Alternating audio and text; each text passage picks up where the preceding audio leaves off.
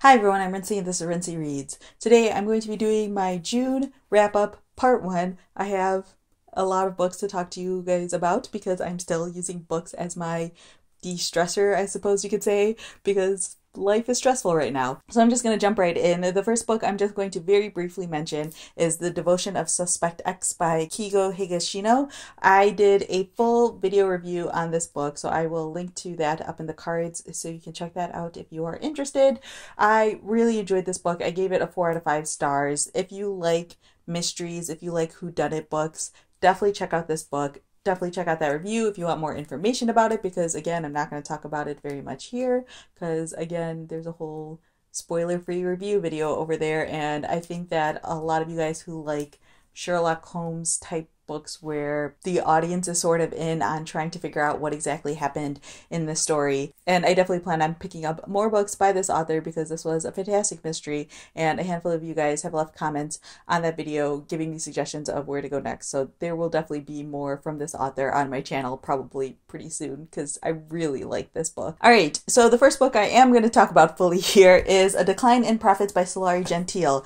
This was a really fun mystery book to read. I came across this book super randomly when I went to Madison last summer. That's how long I've owned this book. I went to the mystery bookshop that's in Madison, Wisconsin, and was just browsing the shelves to see if I could find something that maybe I hadn't heard of before, or you know, slightly more obscure, I suppose you could say, books, mystery books. And I was also looking for books by people of color, and so I came across this one, and ding ding ding. Sulari Gentile is an Australian author, and she writes these sort of like historical mystery books. It's very reminiscent of like Jacqueline Winspear series. So if you've read historical mysteries like that, I think that you'll really enjoy this one. This is actually the second book in the series, which I did not read the first book, but I think that they work pretty well on their own. Obviously, they reference a couple of things that happened in the first book, but it's nothing like major. So I think that you can sort of just jump into the series wherever you want. So in this book, it is 1932, and you are following this character named Roland Sinclair, who is this artist. He comes from a very well-off family, and he's traveling from Europe back to Australia by ship, with a single stop in New York City. He's on this boat with his friends, and there's also this highly philosophical, religious group of people from the Theosophical Society, which I think was like a real thing back during this time period. And then there's also this Irish Catholic bishop who's on the ship who is extremely conservative, and there is this sort of like conflict happening there. While on this ship, someone turns up dead. Roland Sinclair is considered one of the suspects in the murder, and it basically follows Roland and his friends as they try to figure out what exactly is happening here. They land in New York, and then they get back to Australia, and the mystery doesn't really fully get solved until they are back in Australia, and they start to see that there's some threats being made to people who are a part of this society and things like that, and just trying to figure out what exactly is happening here. So yeah, like I said, historical mystery. If you are someone who needs their mysteries to be extremely straightforward, this may not be the book for you. There's a lot of like superfluous information included in this book. Like there are scenes where like Roland goes and plays polo, and it doesn't really add much to the actual mystery of the book, but it just sort of provides you with background on the character or just like a fun scene with the character. So if those sort of like fluffy scenes don't do much for you, then you probably won't like this book. Another reason why I personally really enjoyed this book is I kept imagining all of these characters as like Logan and the Life and Death Brigade guys from Gilmore Girls, except not a-holes. So it has sort of like that sort of like upper class, very proper, but also following like this rebellious almost group of people within that class structure. So yeah, I think that if you like those sort of like upper class historical mysteries, then this is definitely a really fun one. I definitely want to check out more from this author. I really enjoyed it. I think there are like 3 or 4 books out in the series right now, and so hopefully I can get my hands on a couple of others. All right, next up, I read a science fiction book. I think it's science fiction. It's called Mime by Bethany C. Morrow. This is like a tiny little novella, and the concept of this book sounded super, super interesting to me. I had seen Sharifa over at Book Riot talking about this, I believe on her like Instagram or her Instagram stories, and it just sounded really intriguing to me, so I decided to just give it a try, and I liked it. I didn't love it quite as much as other people do, but I thought it was a really interesting concept. So this book actually takes place in the 1920s in Montreal, and it's a world where there is this method where you can have your memories removed from your brain. And so those specific memories exist as sort of like mirror images of the individual that was extracted from. And so the individual can have what's usually like a traumatic experience or something like that removed from their memory in order to like live a more healthy life, so to speak, and that like traumatic memory lives as a mem. And in this story you are following this one character named Elsie, or Dolores number 1, who is the first mem to sort of have her own consciousness. So like with these mems, they usually are just named solely by like the person that they were extracted from and the number of memory that was extracted from them.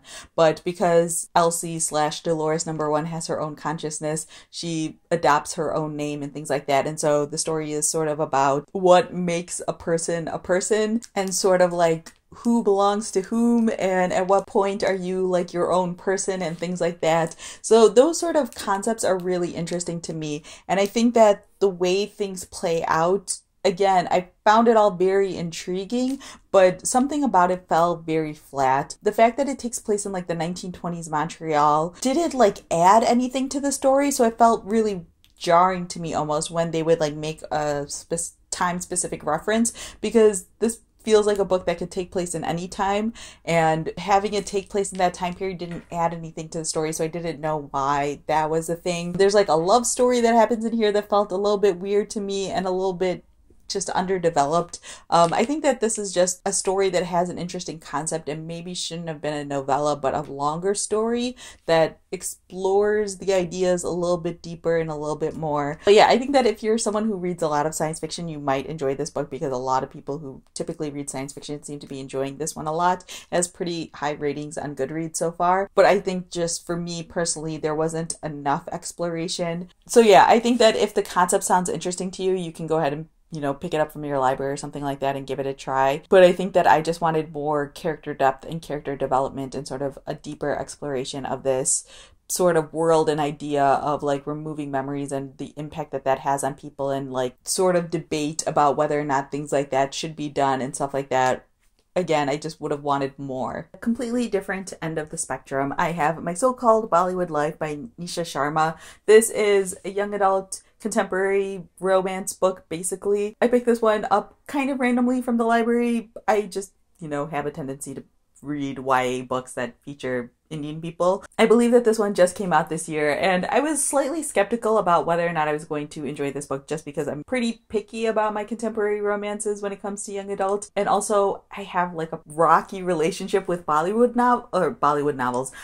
movies. I never really watched them. I have seen like a handful of them because I have friends who really, really love them, and so I've seen some of the bigger ones, but I don't typically watch them very much, so I didn't know how that would impact my reading experience of this. But overall, I enjoyed this book. It's cute, it's fun, it basically reads like a Bollywood film, or like the way the plot sort of goes down, it's like a Bollywood film, and I think going into it sort of expecting something like that made it more palatable, I suppose you could say, to me. So in this story, you are following this character named Winnie, who is completely in love with Bollywood films. She wants to go to NYU and become like a movie maker, director, or something along those lines. And when she was little, she was given this prophecy that before she turned 18, she would meet a boy whose name started with the letter R, who would give her a silver bracelet, and he would be the person that she would be with forever. And so when she's in, I think like a freshman in high school or something like that, she starts dating this boy named Raj, and he seems to like fit all of the criteria. He even gives her like a silver bracelet, all of this stuff. But then right before their senior year of high school, I believe, Winnie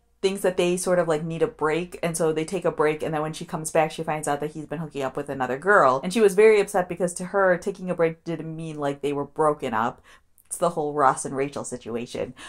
So she realizes that maybe Raj isn't the one, and maybe this prophecy is completely full of crap, but she still has to like deal with him on a regular basis because they are like co-chairs of this film club at their school and things like that, and she still has to be a part of it so that way she has something on her resume to show to NYU in order to help her get into the program. So this story is basically about Winnie trying to figure out whether or not she believes in this prophecy and whether or not Raj is the person who she's supposed to be with or not. There's also another boy in this story named Dev who she always had like some sort of chemistry with, but when she had started dating Raj, their friendship basically went away. But now that they're broken up, they seem to be sort of picking things back up again. And so Winnie starts to wonder if maybe he's something, but clearly his name doesn't start with the letter R. So yeah, that's basically the whole story. This book isn't like fantastic or anything like that, but I really just wanted something light and fluffy and cute to read, and that's exactly what this is. It's completely predictable. Like, I predicted 100% of the things that happened in this book. There are very little surprises in here, but sometimes it's nice to read a book like that. So if you want something like super cute and comforting and just fun, and also something that makes a lot of Bollywood references, definitely pick up this book. I don't think that you need to know about Bollywood in order to read this book. I think that the author does a good job of sort of like giving you enough information so you can pick up on some of the major things, but I think that this book might also make you want to watch some Bollywood films because of the way that they talk about it in here. So yeah, cute, cuddly romance, not terrible. Pick it up if it sounds interesting to you. Alright, and the final book that I have finished so far this month is Kingdom Cons by Yuri Herrera, and this is translated from Spanish by Lisa Dillman. Guys, I just love Yuri Herrera so much. This is the third book by him that I've read. This isn't my favorite. I still think Signs Preceding the End of the World is the absolute best book by him so far, but this one just cements him in my head as like a favorite author. I read The Transmigration of Bodies 2 years ago, I think, at this point, and I liked that book, but I didn't like love it. So after reading that one, I was slightly concerned that, oh, maybe he would be almost like a one-hit wonder with me, but reading this one just brought him back. So this was actually the first book that he wrote in Spanish, but it's just the third book that's been translated into English, and you can definitely tell that there's some like first book things going on in here. So this book is written sort of like a fable. You are following this character named Lobo, who is mainly referred to in the story as the artist, and he is like a singer-songwriter type of person. He's very poor, living on the streets, that sort of situation, when he performs one day in front of the king. And the king is very taken by his songs, and so the artist decides to go to the castle, so to speak, to try to get in with the king, and he ends up winning favor with the king and basically ends up staying at the castle. And the castle is filled with different people, all of whom are unnamed. There's the journalist and the jeweler, and so the artist is there in the castle writing these songs, and all of the songs are based on the things that he's seeing in the castle, and so there are some consequences to the things that occur in the songs. So yeah, like I said, this book is kind of written like a fable, but it's also like this gritty crime story because the king is very much a drug dealer. Like, you learn that pretty early on, and so it's about this guy who's a drug dealer who basically employs all these different people and lets different people in his lives. There's a lot of death and murder that happens in this story. It also has a very like Shakespearean in nature sort of feeling to it. I think that's also because I just read Hamlet by Joe Nesbø. It has that same sort of like gritty city drug-filled sort of feeling to it. So if you like stories along those lines, I think that you'll really like this one. I just thought it was really interesting to see sort of how the fable sort of unfolds and seeing sort of like the lessons that are told and things like that, and sort of the realities of the world and how they play out in this world that feels almost like magical. It was really interesting reading this book because, again, it's written like a fable, so it has this very like fairy tale type writing to it, and then there would be these parts where the characters are speaking and they speak like us, or like people speak right now, and it would be sort of like this jarring reminder of the reality that you're living in, and it's just really fascinating, really well done. So yeah, if you haven't read Yuri Herrera yet, this isn't a bad place to start by any means. Like I said, Signs Preceding the End of the World is still my number one, but this is probably my number two right now. But yeah, Yuri Herrera is really great, and his books are super short too, so it will not take you very long to read this book. I think I read it in like a Saturday morning.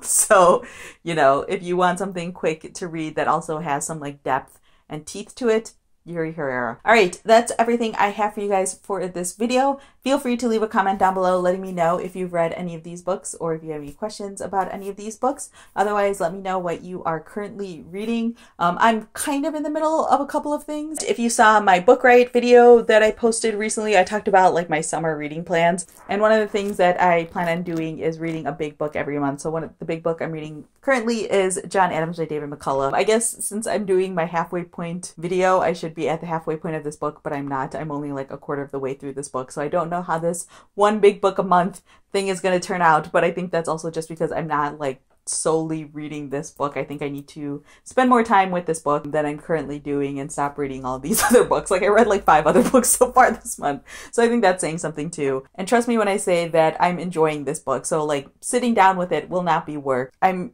always so surprised by how readable David McCullough is. I feel like the books that he writes, like it sounds like they would be so boring, but for some reason the way that David McCullough writes is so interesting and so fantastic that like even just reading a biography about a president who is not considered that great of a president is super interesting to me. So yes, I'm enjoying it. I'm hoping to finish this before the end of the month. So yes, on that note, leave a comment letting me know what you are currently reading if you don't have any other comments or questions to leave. Otherwise, I will see you guys again next time. So yeah, that's all I have for now, and thanks for watching.